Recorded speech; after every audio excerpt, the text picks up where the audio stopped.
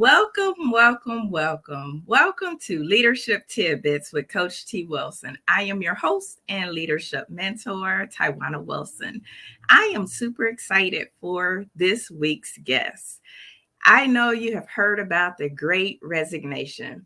Well, this week, our mentor is coming to us all the way from Cincinnati, Ohio, and she's going to talk to us about her journey, her experience of being one of millions who have participated in the Great Resignation.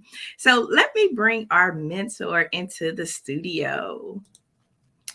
Kathy, hello, hello, hello. How are you? How are you, Coach T? I am doing well. I am super excited to have you here in the studio. Before we get started and jump into everything that you have, I want to welcome our guests into the studio. So if you are watching, if you could let us know where you are watching from. So come on in. Let us know your name, where you're coming in from, so that we can welcome you in properly. So come on into the studio. We are excited. Kathy has some good stuff for us, and I can't wait to hear it. Indeed, I'm excited. So for those of you, let me give you a little snippet. I'm just going to give you just a little bit of about who Kathy is. Like I said, I'm excited. Kathy is my sorority sister. So, anytime I can get a sorority sister in the studio, it's always a good deal. But Kathy is a 26-year former principal and veteran educator who now leads and owns SBSC Consultants, an agency focused on leadership and culture development for organizations in both the business and education sectors. She is also the VP of School Leadership for Dream Builders University. She is also a transformation coach for executive women with Vision Finders International. And again, I'm just giving you a snippet because I know Kathy is going to cover more about herself. And so, Kathy, I will let you kind of take it away, but thank you so much for being here and sharing with all of our viewers and listeners who might be listening to this on the replay.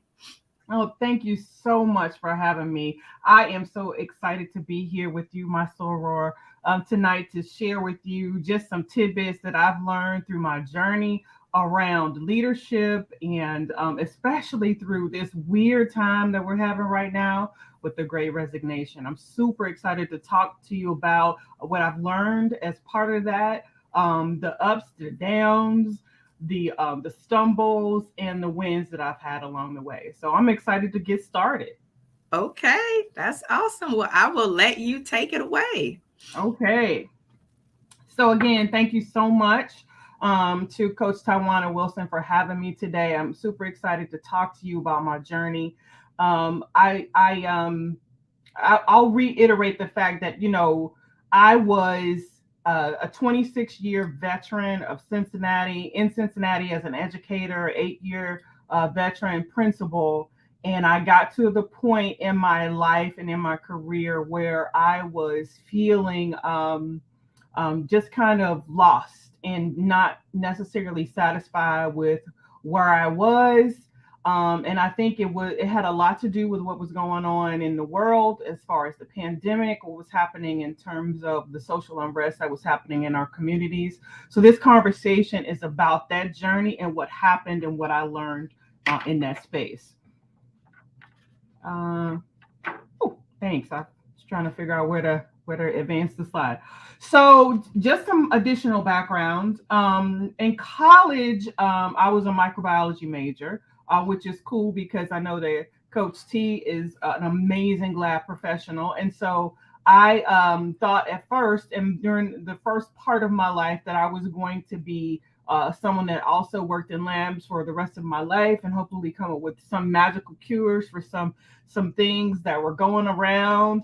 And I thought that's what I wanted to do. And eventually, though, after working in labs in college and for several years after college, decided to transition into education.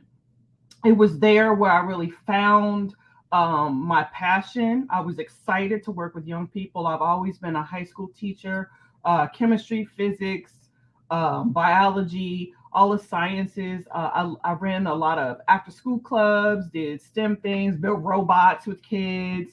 But it was all very fulfilling work for me for a lot of years, 26 years for to be exact. But the last 8 of which I had transitioned into leadership. I was a teacher leader for about, I want to say, 14 years. And I transitioned into a teacher leadership role, became like an instructional coach at the district level, and was doing all kinds of cool things in different buildings, helping to elevate the scores of young people in science, get them engaged in a deeper level. And then I was lucky enough to get started as part of a team that was launching a STEM school in Cincinnati. Eventually, I became the principal there, and was the happiest, most proud, most excited I had ever been in my career. I won a lot of things as principal. I've got a lot of accolades. What you see on the screen is from my visit to the Obama White House. I was invited to the Obama White House. I was hanging out with MC Hammer. That's who that is in the picture, which is kind of weird, right? But he was there at this summit around next generation high schools. I was hobnobbing with people in power regarding what was happening with schools and in education, and I was really, really excited to be a part of that conversation. Um, in addition to that, I was continuing my journey of self development. So I was reaching out and doing courses with Harvard. I did some stuff around improving schools and the art of leadership there. I won a few awards. One was the NAACP Freedom Fund dinner award winner for education. I was just moving along through life, like picking up accolades, picking up things, just adding more to my plate, continuing to just feel like I needed to do more. Oftentimes, when we are in a space where we feel a lot of passion, we tend to pile on, right? And what I was doing through all of that is I was piling on, and I was happy about it, and I had a lot of passion about it. But what I didn't know was how I was going to keep all the plates spinning while you know I always envision myself riding a unicycle, right? And spinning plates and then, like, bouncing a ball at the same time, right? Trying to make sure that nothing falls, keeping everything moving, everything in my home, everything with my family, everything with work, everything with my friends, all of those things, keeping all of those things moving seamlessly, right? Without really paying a lot of attention to my own personal self. I definitely was seeking out like these types of things that you see on the screen, working with Chopra Global and having being seen on Good Morning America. All of those things were just kind of like par for the course and next thing to add on. But I wasn't being super careful about my own wellness. I wasn't being super careful about my own well-being. Then the pandemic hit. In March of 2020, everything halted, and we were all kind of faced with like what to do, like how we're going to navigate a space that was completely unknown to everybody. There were crazy news stories. There was, all of the crazy things that people were saying on the different social media sites about conspiracies and things like that. Well, in reality, being a leader of a building, I felt a lot of emotion because, one, I wasn't seeing children every day. I wasn't seeing young people. I wasn't able to ensure that they were receiving a quality education. I wasn't able to ensure that my teachers were okay, that, I didn't, we just didn't know what was going on with COVID. And there was a lot of just things that weren't known even at the district and the state level and the federal level about what we could do to kind of navigate through this. And so for the first time in my career, I did not know what to do. I remember being really sad. I remember being very despondent. I remember faking it. That like if I'm in a conversation, a Zoom meeting, of course, with staff or anyone else, trying to be someone that was continuing to elevate the energy so that people wouldn't be sad or despondent or so that they felt like someone had a handle on what was actually happening and that they could continue to lean on me in my leadership role to ensure some sense of normalcy. But in fact, I did not feel normal at all. I remember praying, I remember crying, I remember just being really sad. I show you this picture because I even though I was trying to take pictures of myself, I was really, really sad. And I was using filters to try to make it look like I was happier than I was. But I think even in this photo, you can see how much stress was in my face, how much sadness and real fear I was experiencing.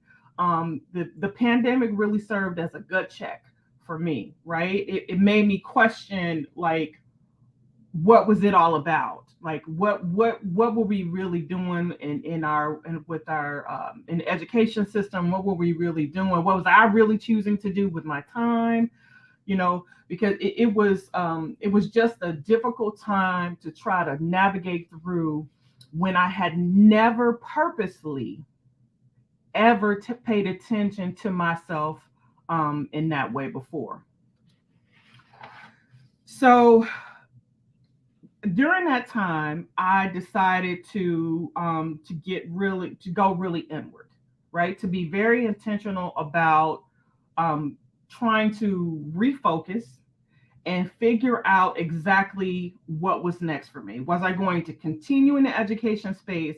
Was I going to continue my leadership journey? Was I going to try to do other roles that would take me into the next level of district leadership? What was I going to do? I really needed to think about that because again, I had just grown so despondent. I had just grown so dissatisfied. And again, I was still leaving myself out of the equation and just considering what I would do instead of how I would be.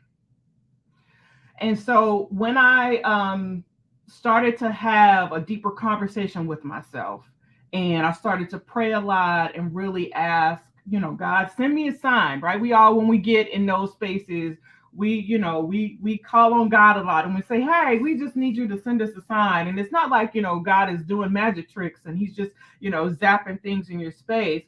It's really a journey, right?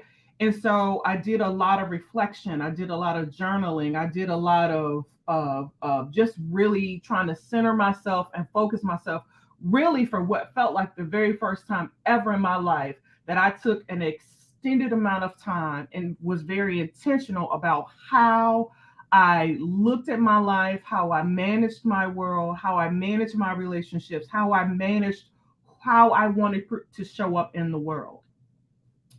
Now, little did I know, while I was having this whole episode in my head about what was going to happen next for me, millions of other people were doing likewise. I didn't know until after I had made a decision to leave my work and to do something that was still in education, but not in the way that I had done it before. I had no idea that I was in the middle of the Great Resignation. What you see on the screen are just some numbers that I was able to pull to even today about the number of individuals who are really considering changing their jobs in 2021. The pandemic for sure, and the social unrest and all of the things that went along with all of those things, the George Floyd issues and all of those things that kind of came along, just really had everyone, including me, checking our barometers for what kind of life we wanted to live, how we, again, want to show up in those spaces, how do we want to create something different for our world and for the people around us. So, if I look at this chart and I look at like which one of these parts of the pie chart do I fit in? There's a little bit of me in all of those. I did want better compensation. I did want better work-life balance. I did want more recognition for the work that I was doing. And I did want a better culture around what was happening with me. So all of these things are things I would have easily checked off of on if there were a box given to me, a set of boxes given to me when I was actually thinking about what might be happening next for me in my life. And again, I didn't know that so many people were also being led in that direction to make some big shifts in their life. So what did I do?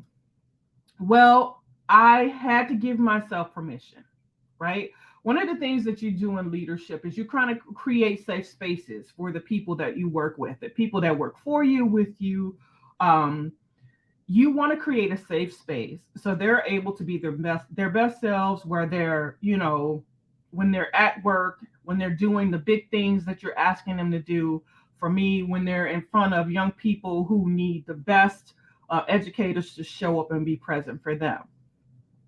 So I wanted to, create a safe space in my head for me to also have that level of freedom. So I have it as number 2, but it's the number 1 thing I did. I got a coach. I had not considered ever getting a leadership coach, executive coach, a transformation coach at all in my life. I had been lucky enough to have great mentors in the education space who kind of shepherded me through the different steps that I took as I made my route from teacher to principal and all of those things that went along with that. But I never really had someone to tell me the real deal about how to get my life to be back in a place that was more focused on my total well-being, and to get away from the doing of all of the things to keep myself busy, the juggling plates and the spinning wheels, right? But to really get still and get focused and listen to my heart and my head about what I wanted to do. So I got a coach, and her name's Christy Rutherford. You can find her on LinkedIn. She's amazing. But she was really able to help me by asking me very thoughtful questions about, who I am, what are the things that I fear, what are the things that I'm passionate about. Help all of those questions helped to define what I would choose to do next, right? So I decided to do next, create a consulting business. I consult with educational institutions. I consult with businesses all around culture. One of the things that I think is critically important for any organization is to have a culture where safety, as I mentioned before, is number 1, but also innovation is honored. Critical feedback in a respectful way is allowed and encouraged.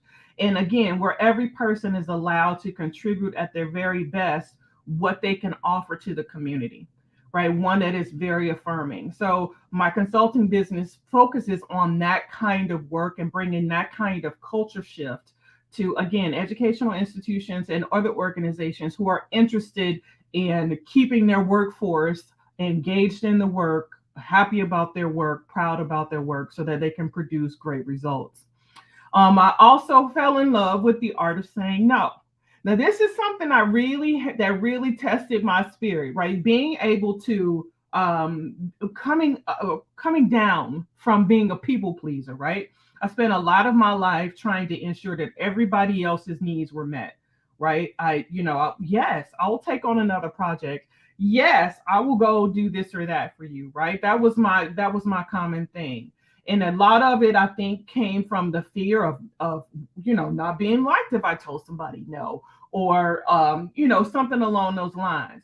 But what I figured out in this process, right, and really sitting down and being intentional and being still, right, is understanding that saying no is okay.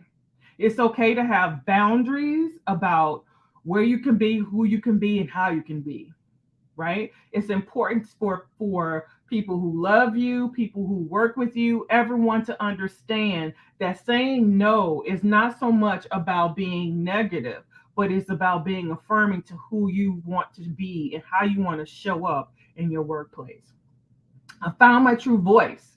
You know, I always, tried very much to speak up for what I thought was right, what I thought made the most sense in any situation. And leadership, it definitely is, and very important that you're always able to voice listen first and give voice to the concerns of those who work with you, for you, etc.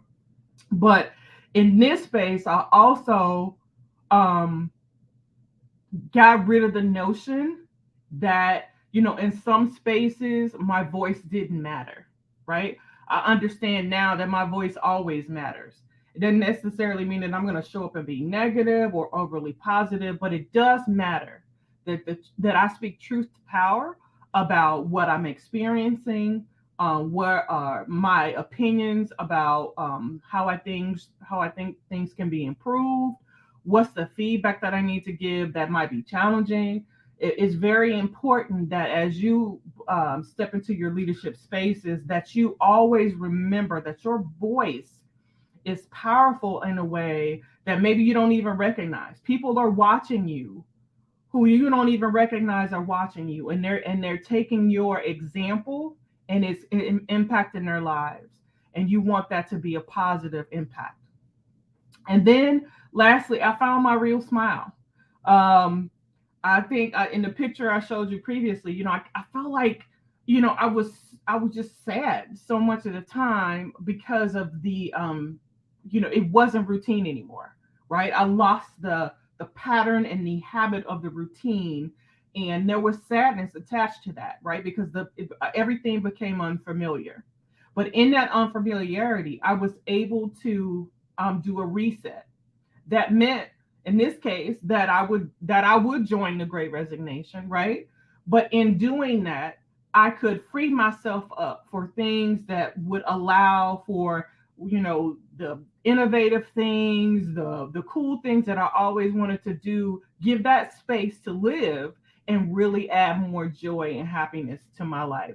So I was really excited to be able to do all those things, and especially because I was intentional about finding real support that would help me get to this next level that I was trying to reach in my life journey.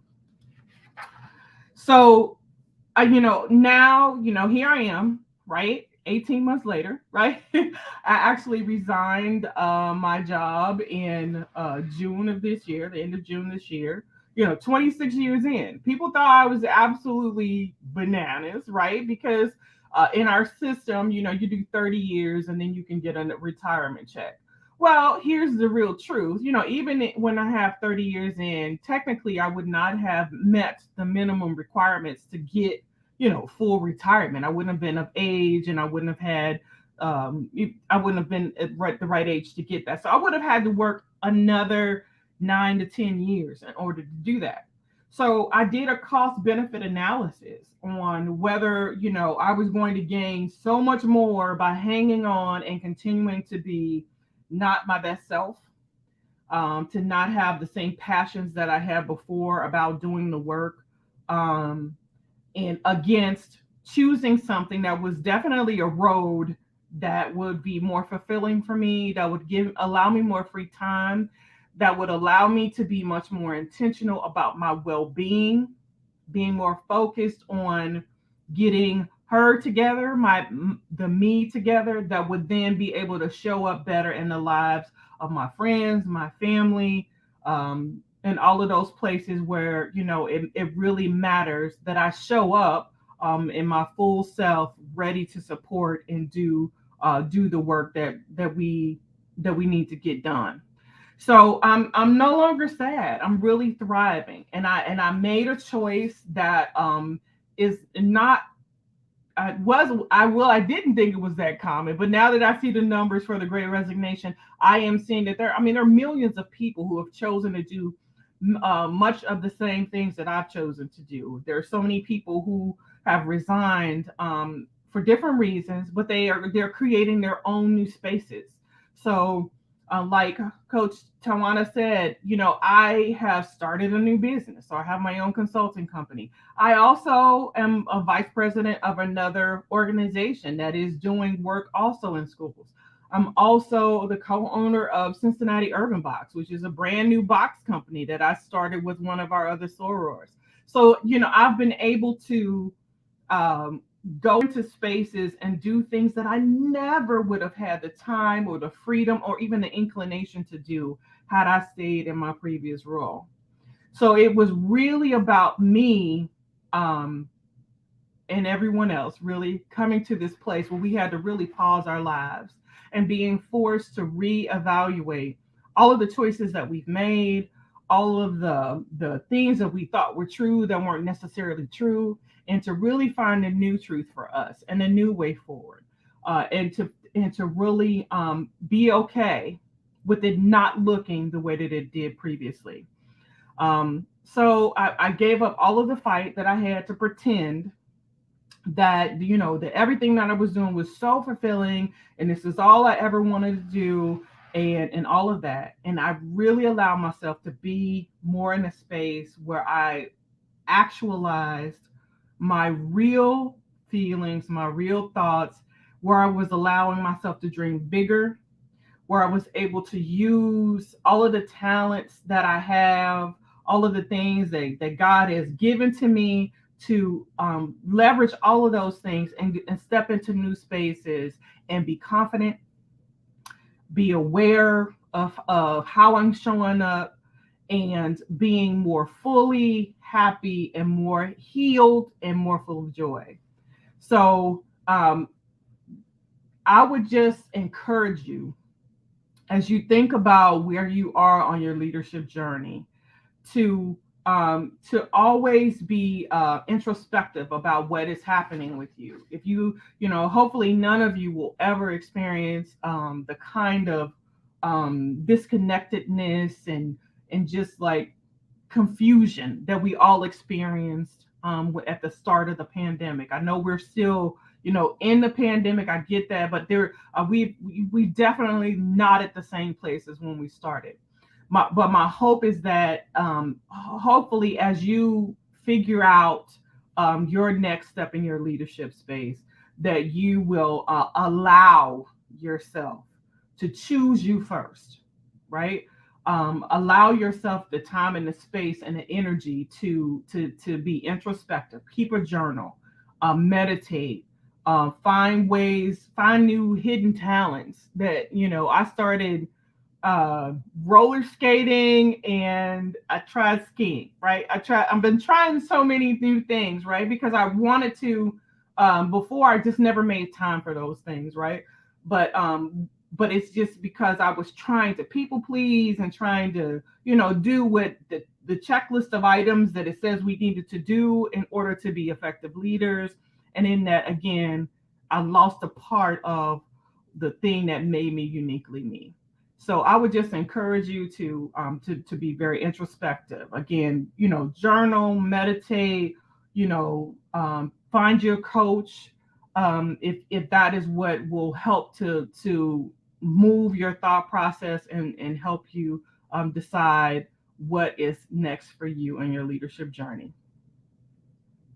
And that's all that I have right now, Coach T. That that was awesome, Kathy. I absolutely love that because you're right. I mean, if the pandemic it taught us that yeah, we need to think about ourselves and think about what's really important to us. So we do have a few guests in the audience, so I want to make sure that I uh, introduce them. So we have Dwellin. Hopefully, I've said your name right. We are connected. Dwellin is doing some awesome things. He's out of Phoenix, Arizona, and he's with an organization called Kidney Trails, where they support people that are on the journey with kidney disease. So they do podcasts, they do all kind of education and all kind of great things. So if you're looking for podcasts, make sure you check them out. Kidney Trails, I know they're getting ready for a conference that's coming up in 2022. So when people are stepping out of their box and trying to do great things, we should make sure that we support them. So thank you for tuning in tonight. Definitely appreciate that. We have Candace. She is here in Cincinnati, Ohio. Uh-oh. Yes, dwell in. Okay. I wanted to make sure that I had it right. Dwell in. Oh, Candace said that was incredible. Thank you for your transparency. Because you're right. You know, were a longtime educator, and Kathy had tremendous impact and still does.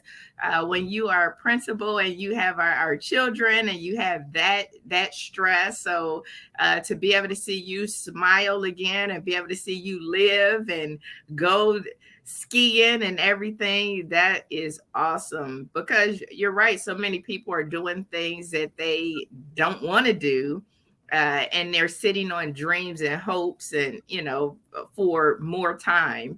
And like you, I learned that if nothing else, the pandemic taught me that tomorrow is not promised. So early in the pandemic, I unfortunately lost my best friend and college roommate unexpectedly. She was here one day and the next day she wasn't. And she was 39 years old and she had tons of dreams.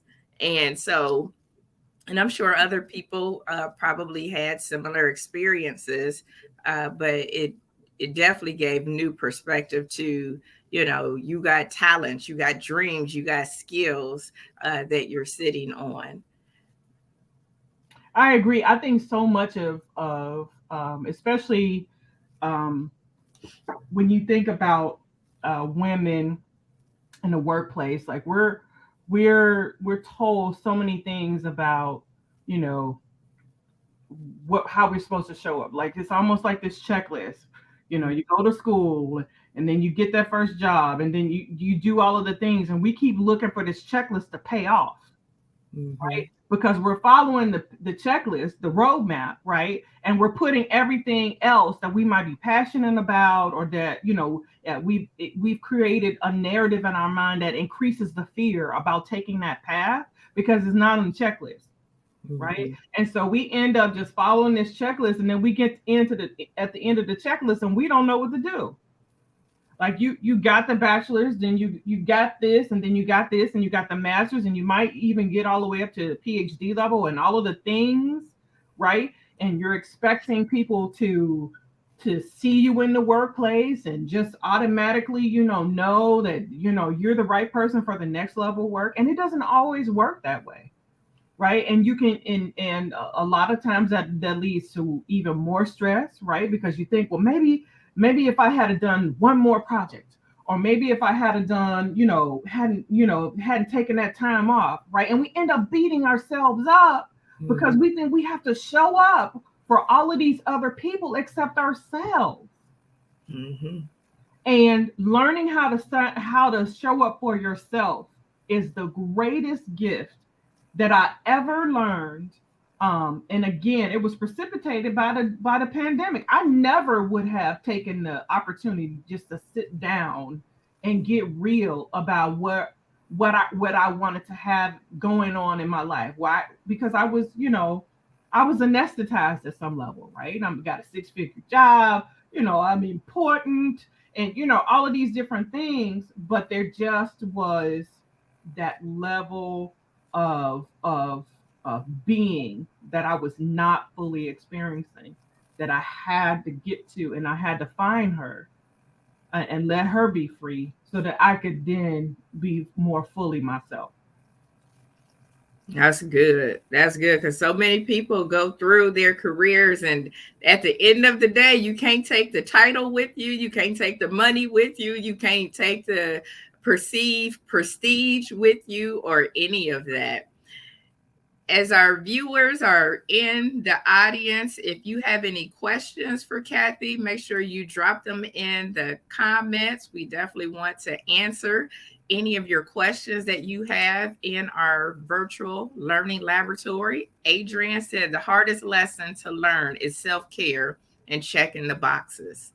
Absolutely. Definitely, definitely. You have to calendar it, right? Mhm. I found myself like uh trying to figure out where I was gonna like, find time for a yoga class. It's easy. It's easy when you get intentional about removing the rubbish off your calendar, right? You Mhm. know, I've started this habit of, really making sure that my goals remain visible to me at all times. And I ask myself fairly routinely as I look at my board, and I got sticky notes everywhere, right? About reminding myself around what I promised myself I would do. I ask myself, if I see the goal there, and what I'm doing today, or what I have on my calendar for tomorrow or through next Friday, are Mhm. any of those things going to get me closer to what I have on that goal on that paper? And if it is not, then why am I doing it?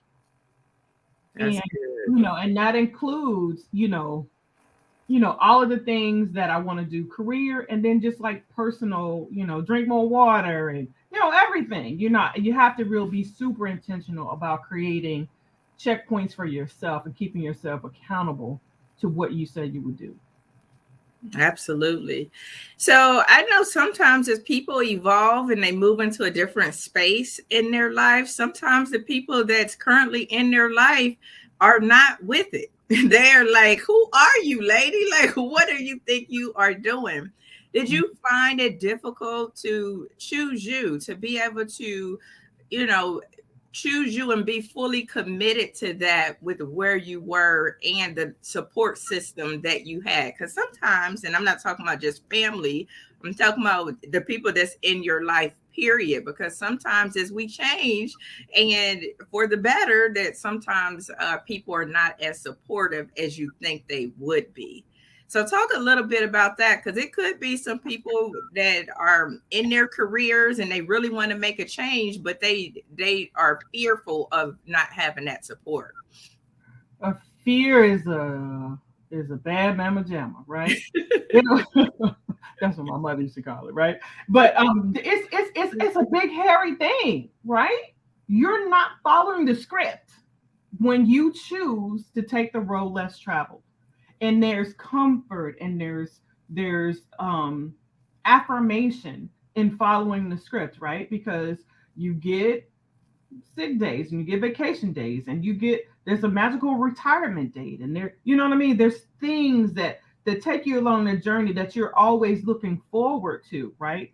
But during the steps in the journey may be actually sucking life away from you because you're not really doing all of the things that you would like to do. And I don't want to say that anybody was negative to me about my choice, but they definitely had questions, right? Like, Mhm. how could you be so bold as to make that choice, right? How could you leave the safety and the security of what will pay off, in terms of like retirement and all of those other things? This is going to pay. Why would you ever leave this? And I had to remember that our deepest fear is not that we are inadequate. Our deepest fear is that we are powerful beyond measure. And when I remembered that, it was no longer a question of fearing what I know, fearing what the unknown. The fear is that I was playing small, and I could do bigger things, and not that what I was doing was necessarily small, but it wasn't fully bringing me life anymore. It wasn't fully making me excited.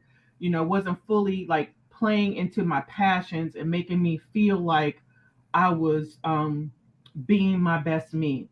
So when I talk to my friends about it, when I talk to my husband about it, when I shared it with my family, I'm lucky enough to have an incredible group of people around me, even in my former workspace, who trusted my decision. They know that if Kathy is like at this point, it must be really real for her and something that I actually needed to do. My husband has always been incredible, but he was definitely the first person I went to with like this kooky idea, right? Don't leave my job, right? But he was like, you know best what's gonna make you happy. And so when you have friends and family and even coworkers and former supervisors and all of those people who understand that happiness is a commodity that everybody should own, that everybody should be able to have command over in their space. It just was easy. It just was easy. I definitely was sad. I definitely like questioned my like, am I crazy? I must have had that conversation 50 million times with myself, right? But I will say that prayer and again all of the things I talked about before, really really getting serious about being introspective and considering how you feel and what you know and what you will be able to do. And also, I was able to network. Over the years that I've been in this work, I've been able to connect with amazing, amazing people. So it was a little less fearful because I knew that I had a network of people who could also help me figure out this next leg of my journey should I need that help. Awesome. So, here at Leadership Tidbits, we're always about empowering the next generation of leaders and giving people tips, not just so that they can be uh, and do well in their professional life, but so that they can excel in their personal life as well.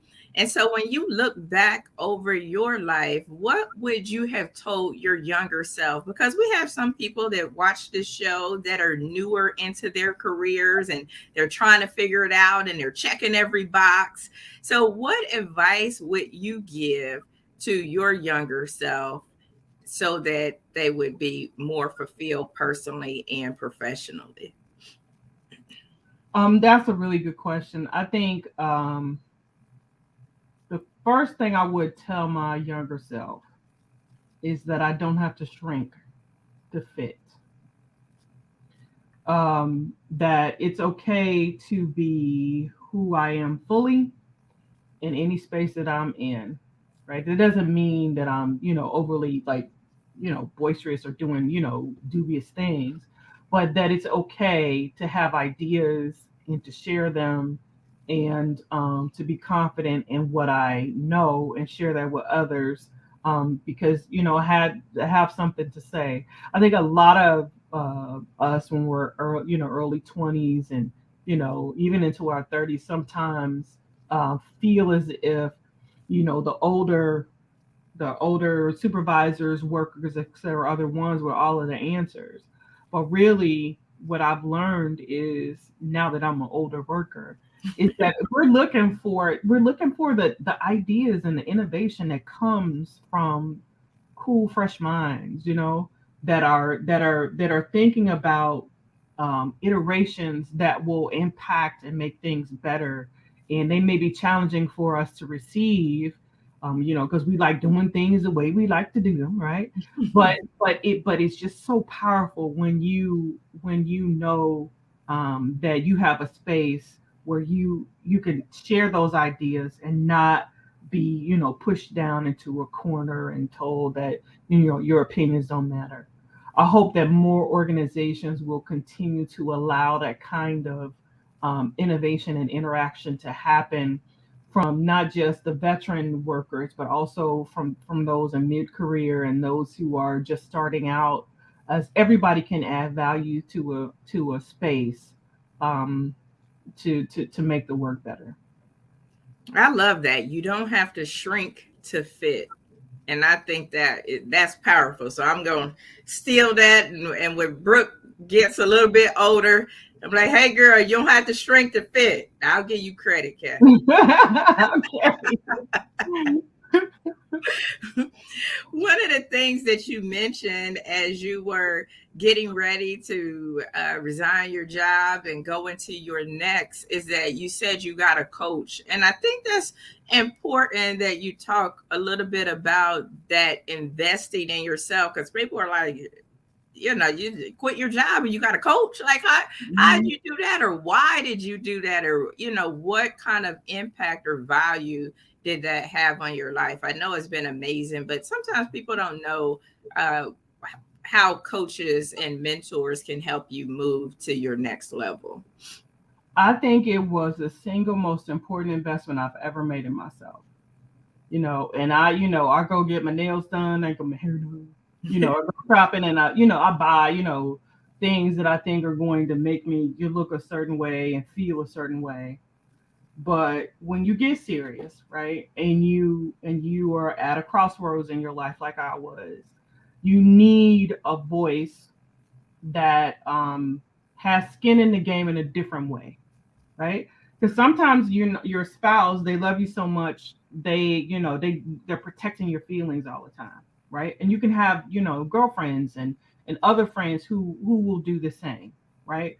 But a coach can really ask you the right questions, to get you thinking about solutions that maybe you wouldn't have never thought about before.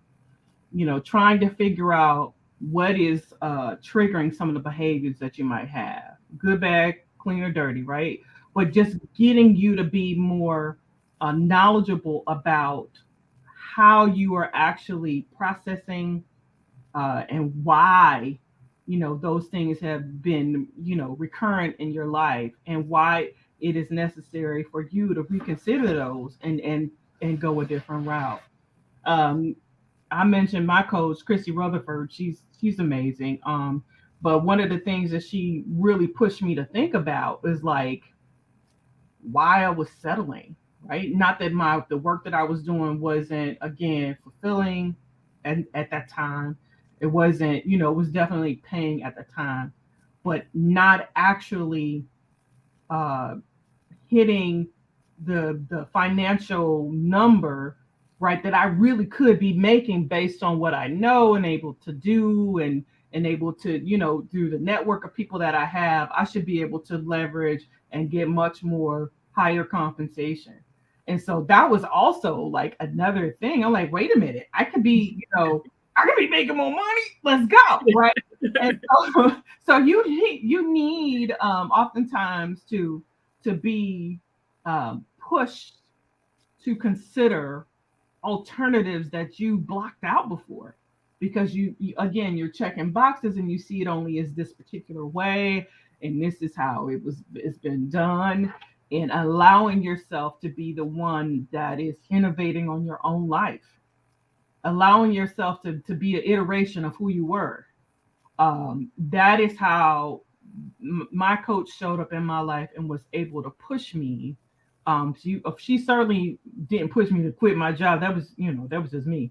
But she made me think about it, right? She made me think about like how I was leveraging the exchange of my time and talent for money, and how was I really getting what I wanted out of this life with that particular arrangement I was in. So I would highly encourage anyone to, seek out a coach, get a mentor, because when you get stuck, it can be a bad place if you don't have a way out, if you don't have someone really talking with you and getting you, pushing you to think differently, to see your life with a different with some different lenses. That's good. So, Kathy, like I told you before we started, the time will go by really, really fast. I can't So, believe so how can the viewers get and stay connected with you? Because you probably said, I mean, you dropped a lot of gems tonight. And so there are probably people that are watching this live or will watch or listen to the replay, because we also have this on every podcast platform that's out there. So they may be hearing it. And they said, you know what? She had courage. She had heart. She had resilience. I need to get connected with her. So how can they do that?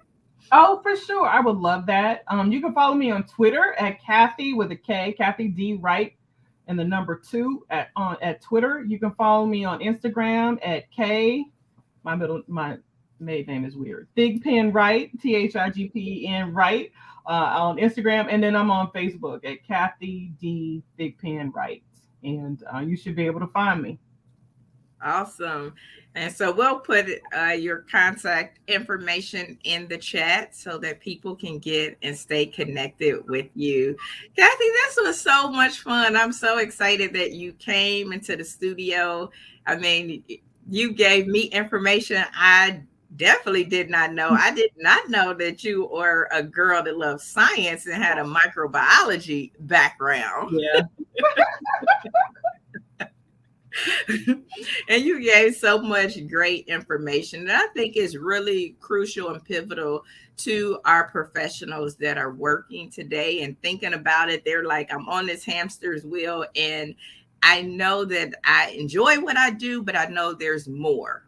And so listening to your story could just have been that more that somebody needs. So thank you so much for coming into the learning laboratory with us. Thank you so much for having me. I really appreciate it. I hope that that what I shared is valuable, and I am really again really happy and proud to have been with you, Coach Tywana Wilson. I think you're amazing, and I think your podcast is amazing, and I appreciate everybody that came and watched and added questions tonight. So thank you so much for having me. Thank you.